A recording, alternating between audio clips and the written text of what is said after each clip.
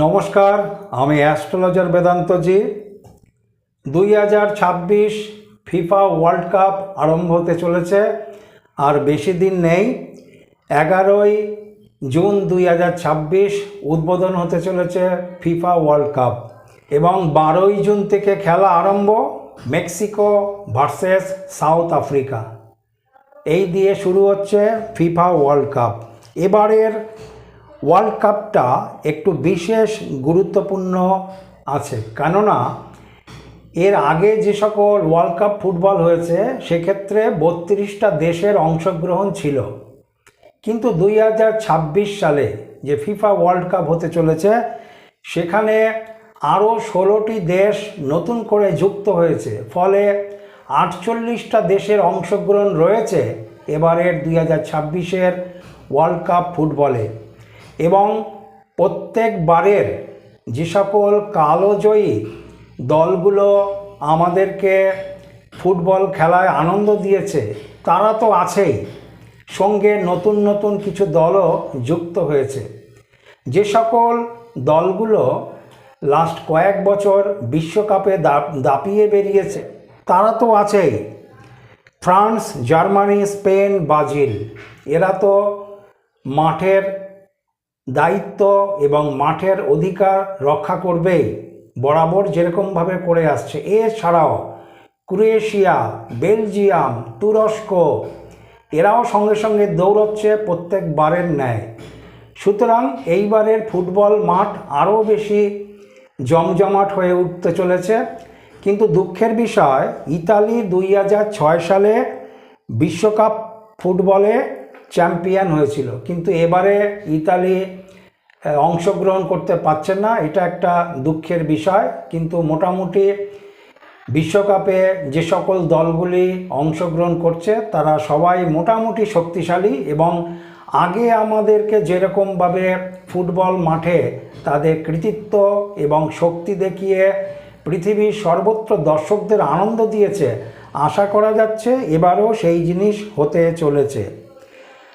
উত্তর আমেরিকার 3টি দেশ অর্থাৎ কানাডা, মেক্সিকো এবং মার্কিন যুক্তরাষ্ট্র, এই 3টি দেশে অনুষ্ঠিত হচ্ছে, অর্থাৎ আয়োজক এই 3টি দেশ, এবং 3টি দেশের 16টি শহরের ওপরে বিশ্বকাপ ফুটবল অনুষ্ঠিত হতে চলেছে 2026-এ। ইতিমধ্যেই দুদিন আগে বিশ্বকাপ ফুটবলের থিম সং অলরেডি চালু হয়ে গেছে। মোবাইল এবং সোশ্যাল সাইট খুললেই দেখা যাচ্ছে শাকিরার সেই কালোজয়ী কণ্ঠ, এবং আগেও বিশ্বকাপ ফুটবলে যেরকমভাবে উনি থিম সং দিয়েছিল এবং তার থিম সং পৃথিবীর সর্বত্র জয়লাভ করেছিল, এবারেও শাকিরার নতুন থিম সং 2026-এর দাই দাই অলরেডি আরম্ভ হয়ে গেছে, এবং মোবাইল বা টিভি বা অন্যান্য সোশ্যাল সাইটের মাধ্যমে আমরা সেটা শুনতে পাচ্ছি। এবং খেলার মাঠকে এই শাকিরার কালোজয়ী গান দাই দাই আরও বেশি জমজমাট করবে 48টা দেশ তথা সারা পৃথিবীর মধ্যে। এবারে যে ফাইনাল ম্যাচ অনুষ্ঠিত হবে নিউ ইয়র্ক সিটি স্টেডিয়াম, অর্থাৎ এর বিজ্ঞাপনের নামকরণ দেওয়া হচ্ছে মেটলাইফ স্টেডিয়াম। সুতরাং মেটলাইফ স্টেডিয়ামে 20 জুলাই দেখা যাবে ফাইনাল খেলা। সুতরাং ফাইনাল খেলা ছাড়াও আরও 7টি গুরুত্বপূর্ণ খেলা এই স্টেডিয়ামে অনুষ্ঠিত হবে, MetLife stadium, new York city stadium. সুতরাং খেলা কীরকম হবে, গ্রহগত দিক কি বলছে, জ্যোতিষী হিসাবে সব কিছু বলার আগে আমাকে তো গ্রহগত দিক বিচার করতেই লাগবে যে এবারের ফিফা ওয়ার্ল্ড কাপ কীরকমভাবে জমজমাট হবে এবং কি হতে চলেছে, ফিফা ওয়ার্ল্ড কাপের রেজাল্ট কি হতে চলেছে। সুতরাং এইগুলির গ্রহ নক্ষত্রের বিশ্লেষণের ওপর দিয়েই আমাকে এগোতে লাগবে। যদি আমি নিউ ইয়র্ক সিটিকে ধরে এগোই তাহলে আমি যেরকমভাবে অন্যান্য বিষয়গুলিকেও আমি যেরকমভাবে ভবিষ্যৎবাণী দিয়ে থাকি, সে নিউ ইয়র্ক সিটির যে অক্ষাংশ দ্রাঘিমাংশ আছে 37.2 নর্থ অক্ষাংশ, আর দ্রাঘিমাংশ আছে 76.30 ওয়েস্ট। সুতরাং এই অক্ষাংশ দ্রাঘিমাংশের ওপরে নির্ভর করেই গ্রহগুলি যেরকম জায়গায় বিন্যাস নিয়েছে এবং সাথে সাথে গ্রহগুলি কোন কোন নক্ষত্রের ওপরে অবস্থান করছে সেই দিকে বিশ্লেষণের ওপরেই আমি একজন জ্যোতিষী, আমাকে সেইভাবে এগোতে লাগবে। যদি আমি কালপুরুষের প্রথম ঘরকে যদি আমি কাউন্টিং করি, কালপুরুষের প্রথম ঘর হচ্ছে মেষ রাশি, তাহলে সেকেন্ড হাউসে আছে মঙ্গল, থার্ড হাউসে আছে বুধ, সক্ষেত্রস্থ আছে কিন্তু বক্রী অবস্থাতে রয়েছে বুধ, এবং ফোর্থ হাউস 4 নম্বর ঘরে আছে রবি এবং বৃহস্পতি, 5 নম্বর ঘরে রয়েছে শুক্র এবং কেতু, 6 নম্বর ঘরে অবস্থান করছে চন্দ্র, 7 নম্বর ঘরে কেউ নেই, 8 নম্বর ঘরে কেউ নেই, একাদশে অবস্থান করছে রাহু এবং দ্বাদশে অবস্থান করছে শনি।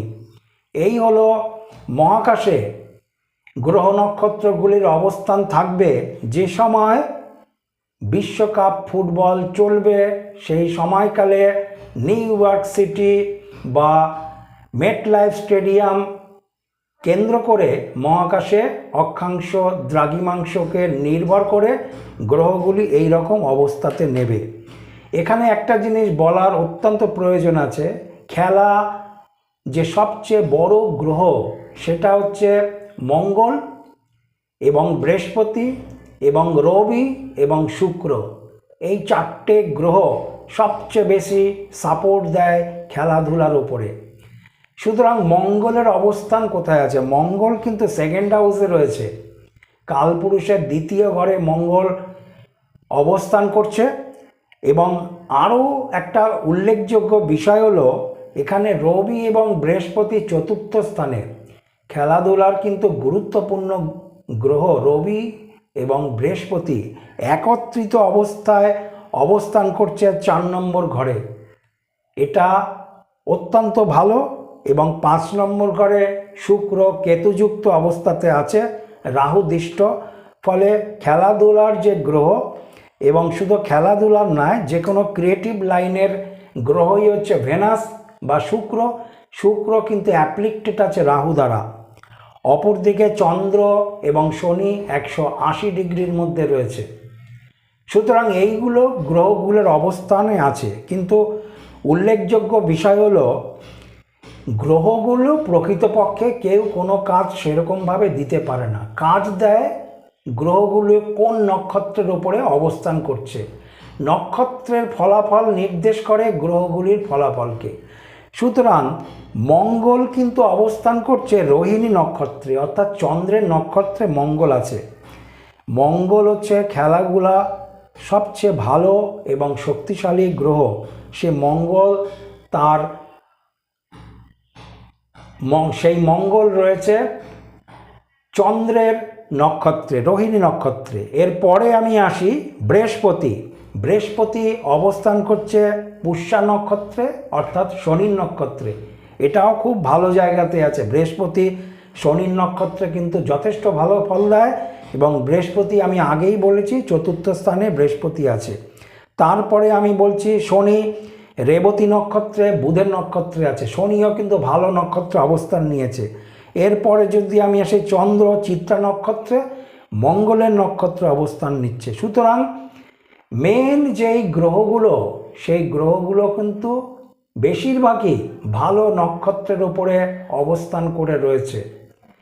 শনি এবং চন্দ্র 180 ডিগ্রির মধ্যে অবস্থান নিচ্ছে, কিন্তু 180 ডিগ্রির মধ্যে অবস্থান নিলেও শনিও ভালো নক্ষত্রে অবস্থান করেছে এবং চন্দ্রও কিন্তু মঙ্গলের নক্ষত্রে অবস্থান করছে। এক্ষেত্রে বিশেষ কোনো কিছু অসুবিধা দেবে না।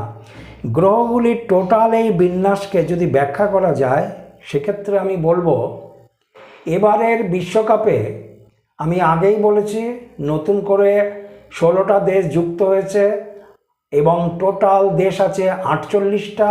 এতদিন ছিল হলো 32টা দেশের অংশগ্রহণ ছিল বিশ্বকাপ ফুটবলে, কিন্তু এবারে নতুন করে অনেকগুলো দেশের অংশগ্রহণ বেড়েছে। সুতরাং এইবারের যে ফুটবল, এটা বিশেষ কিছু দেখাতে চলেছে এবং দর্শকরা এতদিন যাবৎ গতানুগতিক যে সকল দেশের প্রাধান্য বা যে সকল দেশের বিজয়কে লক্ষ্য করেছেন, এবারের বিশ্বকাপ গ্রহগত দিক থেকে বিচার করলে বলা যায় যে নতুন কিছু দেখা দেবে, যেটা কল্পনার বাইরেও হতে পারে। সাধারণ ফুটবল প্রেমী, সাধারণ মানুষরা চিন্তার বাইরে হতে পারে এবারের ফুটবল যেই দেশ জিতবে, এরকম একটা বিষয় কিন্তু সামনের দিকে আসার সম্ভাবনা রয়েছে। গ্রহ নক্ষত্রের হিসাব কিন্তু সেই দিকেই বলছে। সুতরাং আমি একজন সাধারণ জ্যোতিষী হিসাবে আমি ফুটবল খেলা নিজেও খুব পছন্দ করতাম ছোটোবেলা থেকে, এবং এখনও ফুটবল প্রেমী এবং সারা পৃথিবীর মানুষ আবারও ফুটবলে মেতে উঠতে চলেছে। 11 তারিখ থেকে আরম্ভ হচ্ছে।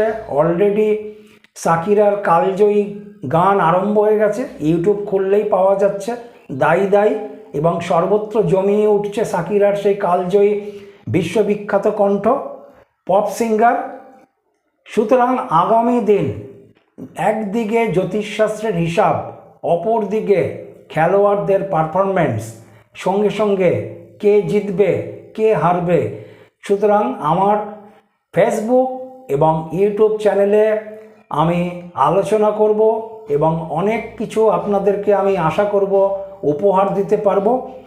আমি অনুরোধ করব বিশ্বকাপ ফুটবল 2026 সম্বন্ধে আমি যে সকল ভিডিও একটার পর একটা দিতে চলেছি, আপনারা দয়া করে অবশ্যই শেয়ার করবেন, প্রত্যেকে শেয়ার করবেন, খুব ইম্পর্টেন্ট বিষয়। এবং অনুরোধ করব যারা আমার চ্যানেলটা ইউটিউবে এখনও সাবস্ক্রাইব করেননি, দয়া করে সাবস্ক্রাইব করে রাখুন এবং ফেসবুকে অবশ্যই ফলো দিয়ে রাখুন। আমি এখান থেকে ভিডিও প্রকাশ করলে তবেই আপনার ওখানে আপনার মোবাইলে আপনি সাথে সাথে পেয়ে যাবেন, নোটিফিকেশান পাবেন। নমস্কার, সবাই ভালো থাকবেন, লক্ষ্য রাখবেন বিশ্বকাপ ফুটবল 2026 অনুষ্ঠিত হতে চলেছে 11 জুন 2026 থেকে।